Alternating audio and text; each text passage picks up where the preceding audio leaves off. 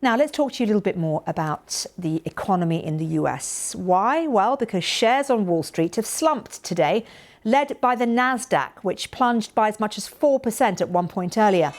The sell-off is driven by concerns about the impact of President Trump's trade policies on the US economy. Investors are worried that a trade war could push the economy into some sort of recession. Well, speaking to Fox News on Sunday, President Trump appeared not to rule that out. I hate to predict things like that. There is a period of transition because what we're doing is very big. We're bringing wealth back to America. That's a big thing. And there are always periods of, it takes a little time. It takes a little time.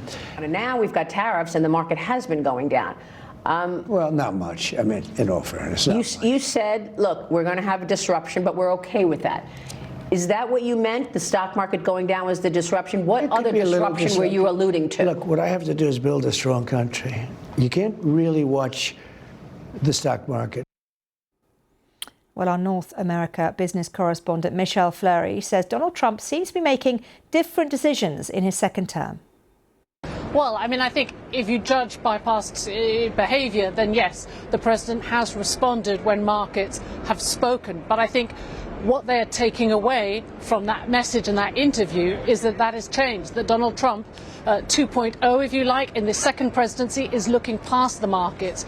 And that is why we're seeing this sell-off intensifying as the day has progressed. You mentioned the Nasdaq down over 4%. Tesla, one of the big fallers of the day, down more than 10%, down more than 50% since its peak back in December. The S&P 500, the broader index, also down more than 2% today. And part of this, you have to understand, is that for a long time Wall Street didn't believe Donald Trump would follow through on his threat of tariffs. But just last week we saw those tariffs go into effect on Canada, Mexico and China. Later this week we're expecting more tariffs on steel and aluminium products. And so Donald Trump is calling their bluff, and he's saying he's willing to tolerate, as he's mentioned in the past in that speech before Congress, a little disturbance. And that has unnerved people wondering, well, what exactly does that mean? How much disturbance is this administration willing to tolerate to achieve its broader ambitions, whether that's rebalancing trade, whether that's deregulation, whether that's following through on tax cuts? That is the big unknown and is the big gamble that this administration is taking.